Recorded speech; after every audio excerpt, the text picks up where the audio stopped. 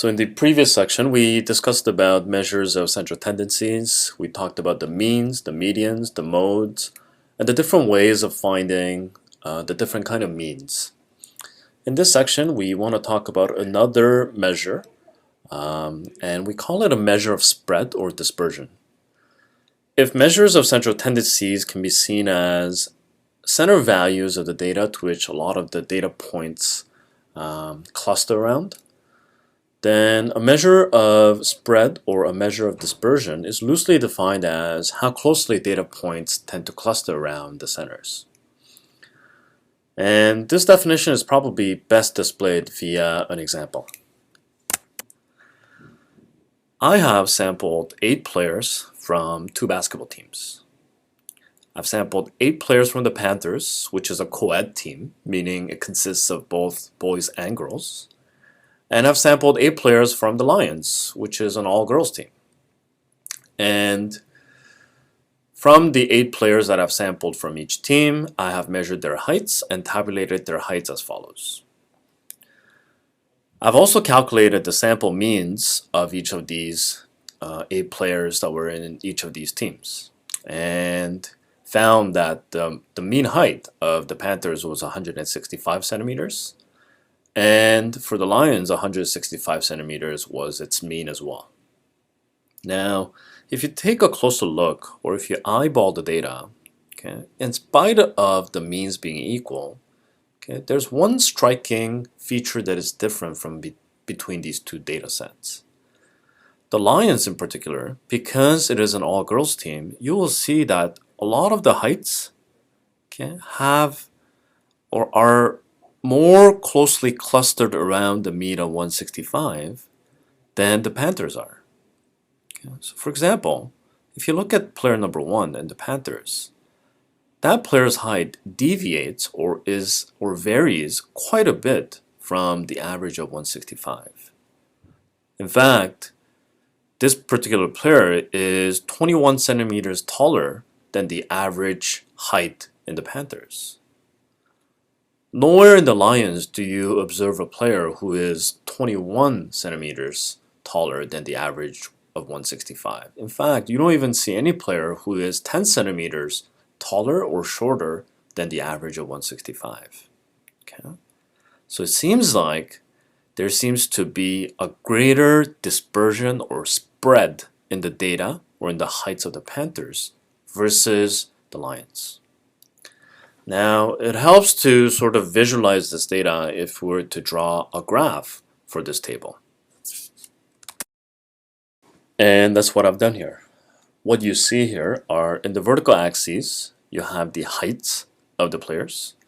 And in the horizontal axes are the actual players themselves. So that's the first player. That's the second, third, fourth, fifth, sixth, seventh, and eighth.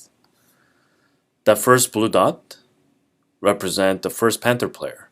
And we observed that the first Panther player is very tall.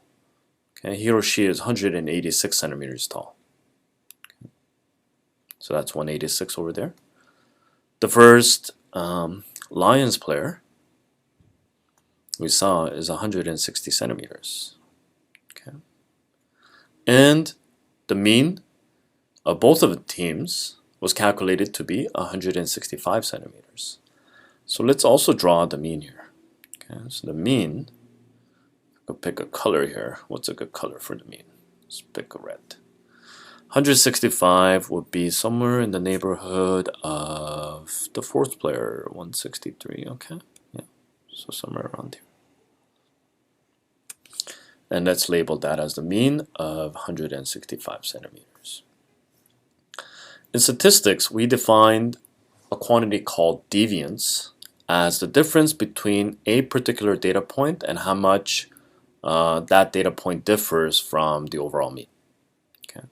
So deviance associated with the first Panthers player corresponds to this vertical distance. And in fact, the exact value of this deviance will be 186 minus 165, which is the mean. Every player in the Panthers team will have a deviance. Some will be bigger, some will be smaller. Okay. So as such. And if I do the same thing for my lions, you will see that the deviances associated with the lions are much smaller.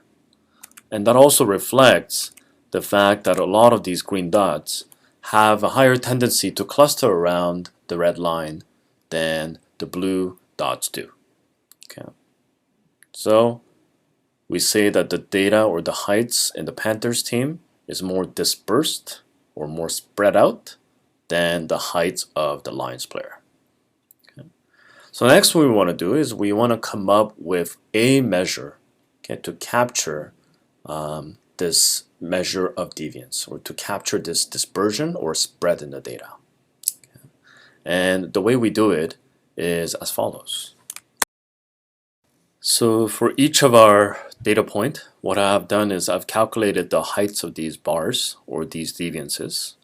So for example, the first person's deviance is 21. So that's the height of this first blue bar.